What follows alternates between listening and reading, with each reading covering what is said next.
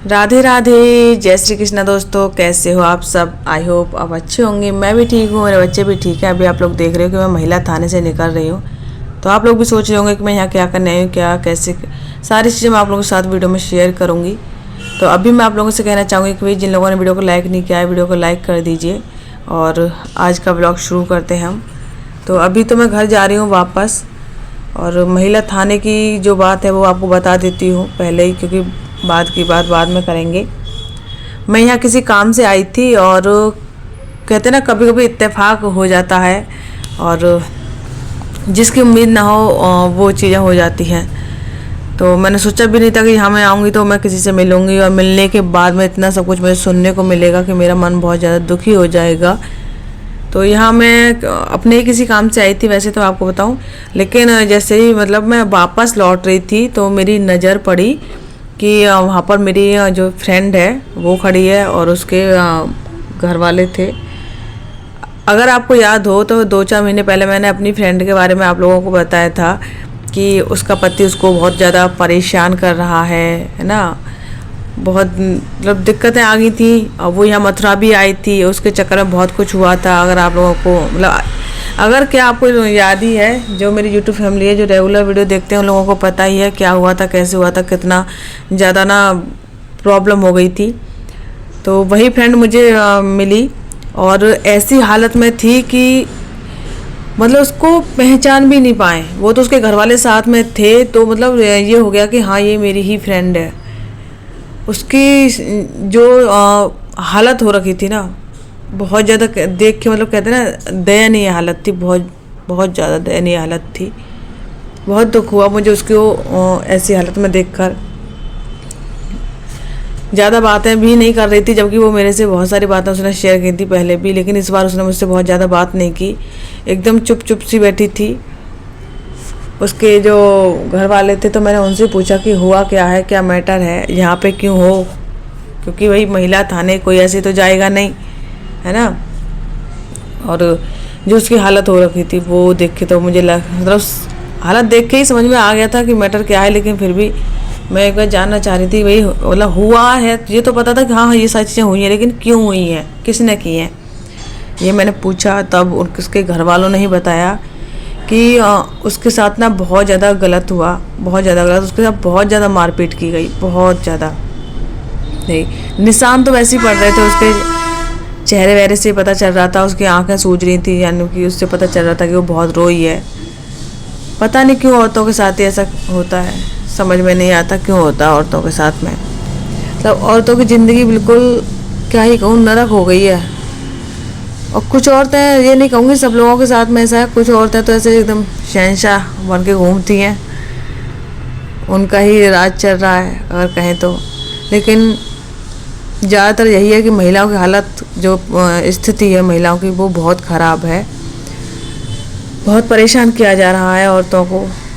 अगर आप बाहर निकलो घर से तो आप लोग देखोगे कि इस तरह के पति पत्नी वाले केस आपको बहुत मिलेंगे, बहुत सुनने को मिल जाएंगे कि पत्नी ने पति के साथ ऐसा कर दिया, कि पति ने पत्नी के साथ ऐसा कर दिया।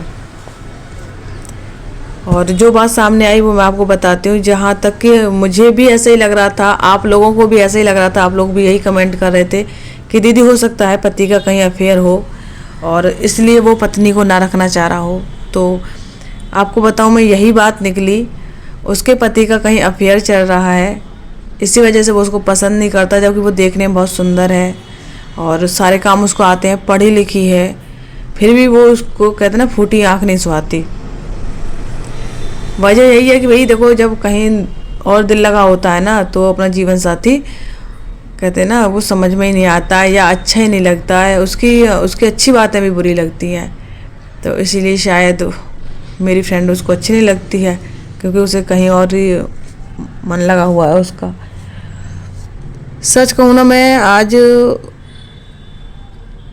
शब्द नहीं है मेरे पास में कि मैं आपसे क्या कहूँ। जो मैंने उसकी स्थिति देखी, उसको देखने के बाद में मुझे एक बात समझ में नहीं आती भाई, जब पति का अफेयर कहीं चल रहा है, पत्नी को पसंद नहीं कर रहा, पत्नी की तो इसमें कोई गलती नहीं है। अगर पत्नी की गलती हो, उसके साथ मारपीट की जाए तो समझ में भी आता है कि चलो इसकी गलती है इसलिए इसने ऐसा किया। उसकी गलती नहीं हुई, गलती तो तुम्हारी। वही एक बोरा चोरी की चोरी और फिर ऊपर से सीना चोरी। और साथ में कहते ना कि जब अपने लड़का गलत होता है तो घर वाले लड़के को कुछ नहीं बोलते, बहू को ही बोलते हैं। तो बात बढ़ गई होगी। मैं ये नहीं कह रही कि उसकी गलती नहीं हो, मतलब मेरी फ्रेंड ने कुछ नहीं कहा होगा। अब देखो पति जब ऐसी हरकतें करेगा तो पत्नी तो कहेगी ही, है ना। तो उसने कहा होगा तो भाई देखो ससुराल वाले सब उसी के लड़के के पक्ष में। और जब इसको पीटा तो वो लोग भी कुछ नहीं बोले, सास ननद जो भी होती हैं घर में, कोई कुछ नहीं बोला है।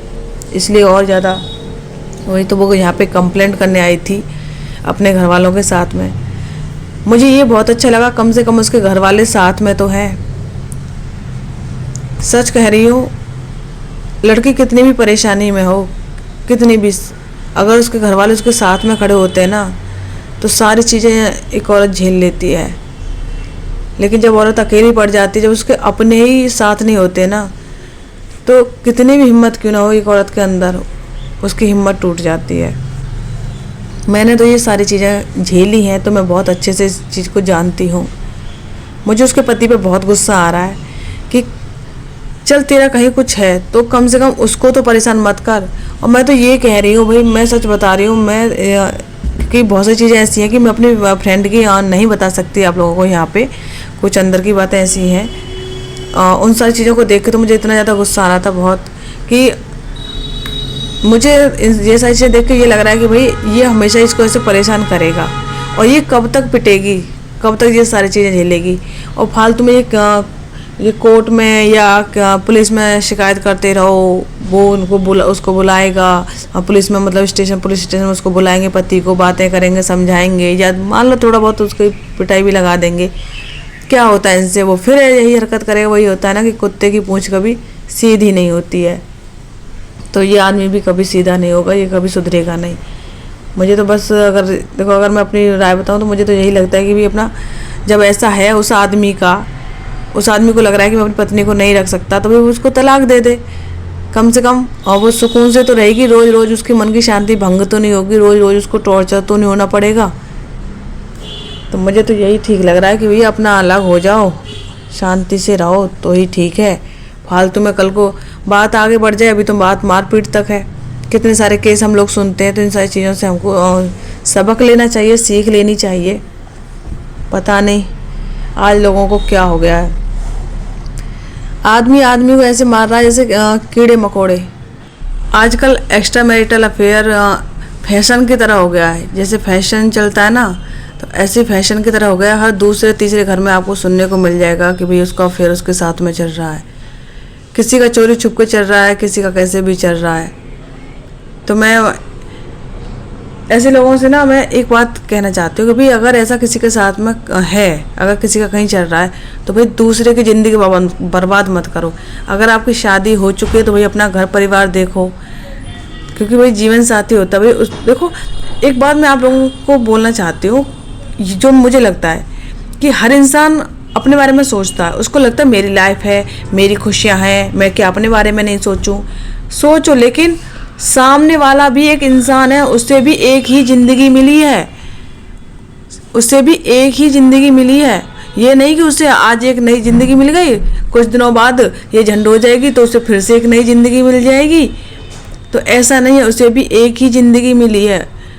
उसकी ज़िंदगी झंड मत करो, उसे भी खुश रहने का अधिकार है। अगर आपको खुश रहने का अधिकार है तो सबको खुश रहने का अधिकार है।